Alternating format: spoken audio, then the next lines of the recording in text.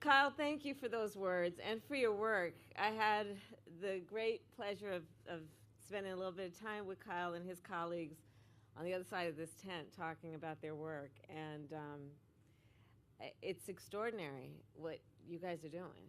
It's highly skilled work, it is transformational work. I asked Kyle to explain a little bit about, if you're talking with folks to help them understand what it involves. What do you talk about? How do you feel about it? And he said, it's more than a job. He said it's a lifestyle. He said it takes time away from your family, but you make incredible friends that become like family in terms of being on the ground and doing this work. So Kyle, thank you so very much. Thank you. If we can applaud all that he and his colleagues are doing. And thank you to all the linemen of the IBEW. I will say it is great to be back in Arizona. Governor Katie Hobbs, I want to thank you for your leadership and for welcoming us to this beautiful state. We are joined today also by two true champions in the fight against the climate crisis, and of course that is the Secretary of Energy, Jennifer Granholm, and the Secretary of the Interior, Deb Haaland. Thank you both for your leadership. Thank you. And it is also good to be here with the leaders of 10 West and CAISO. Thank you for all that you are doing. This is truly a partnership. So, when I was a child, my family would take road trips, like I'm sure many of us. And I remember sitting in the back seat of my mother's Dodge Dart. It was yellow. She let us pick out the color. And we'd be sitting in the back seat, me and my sister, and trying to, figure out how to occupy the time. I'll date myself by saying sometimes we would occupy the time by counting how many VW bugs that we saw drive by. People are nodding. But also sometimes just looking out the window, and I remember watching the miles and miles of electric wires flash by the window. And it was kind of mesmerizing to just see those lines as we were driving the roads. And those wires, they seemed endless. Well, let's think about it. Today, America has more than 500,000 miles of transmission lines, enough to wrap around the globe 24 times. These lines connect the power plants where electricity is created to homes and businesses and schools and hospitals across our nation. Think about it. Every time you turn on a light or charge your laptop or plug in your air conditioner or put leftovers in the fridge, you rely on the power delivered by our nation's network of transmission lines. And that network is in desperate need of an upgrade. So America is at the start of an historic transition away from fossil fuel plants that pollute our communities and toward cleaner and safer energy sources.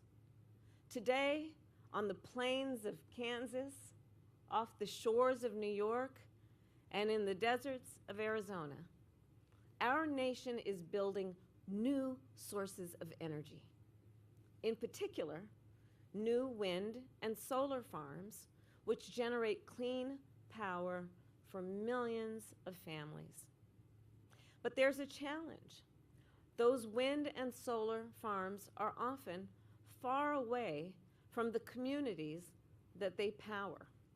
In many cases, the infrastructure we need to move clean electricity from where it is created to where it is most needed has not yet been built. And so, to create our clean energy future, we must construct thousands of miles of new high-voltage transmission lines all across our country. And that is why we are here today. The 10 West Link transmission line will stretch from Arizona to California.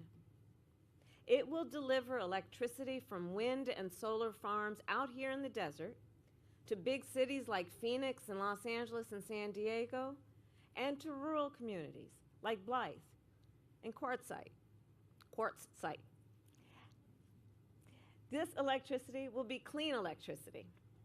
Solar panels and wind turbines do not produce toxic fumes that poison our air or dangerous chemicals that poison our water. And the energy delivered by these lines will not just be cleaner, it will also be cheaper. On average, you see, clean electricity is less expensive than electricity generated from traditional sources. And more transition to transmission lines means more clean energy for our communities. And that means more money in the pocket of the American people. More money to buy groceries, to invest in home repairs, to pay for your kids' college, and to save for your retirement. New and upgraded transmission lines will also help make sure communities have enough power to meet peak demand, which will increase energy reliability, which means it will help prevent against that one bad storm or wildfire that knocks out the lights. That's fewer blackouts, fewer summer nights without the AC, and fewer of those cell phone alerts that tell you to turn off or reduce non-essential power so the grid doesn't overload. And all of this also creates jobs, good paying jobs, union jobs, jobs for IBEW linemen who will build and repair these lines, jobs for young people looking to start a career in clean energy and the clean energy economy, jobs that will help our nation finally take on the climate crisis as the crisis that it is. You know, for years, we have witnessed the impact of the climate crisis. For years, we have also experienced the impact of the climate crisis. Communities have been wiped out by wildfire, destroyed by hurricanes, and choked by deadly heat.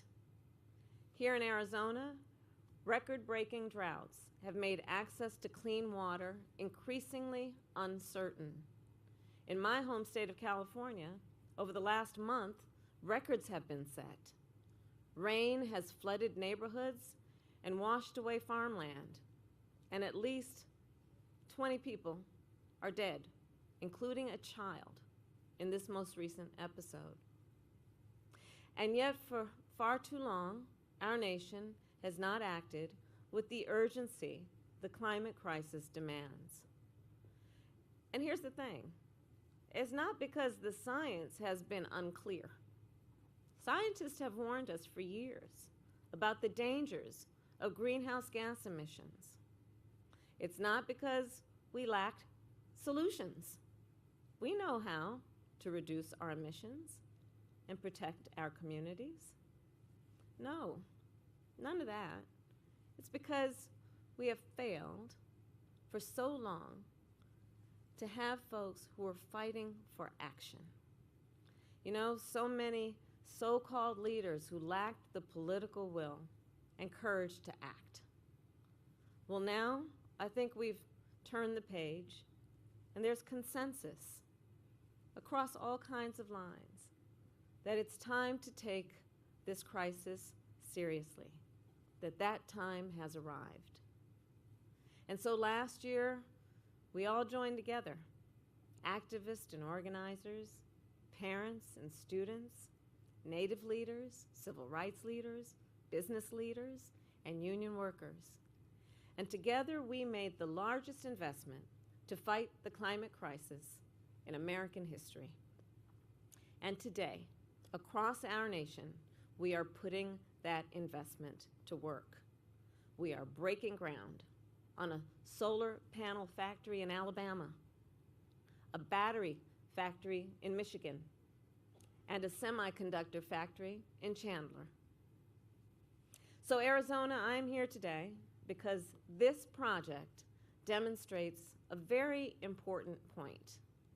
It shows that when we invest in climate, we also invest in families, in communities, in opportunity and prosperity for all people. When we invest in climate, we build a safer, cleaner, healthier, more just, and more prosperous country. When we invest in climate, we invest in America. May God bless you, and may God bless the United States of America. Thank you all. Thank you. Thank you.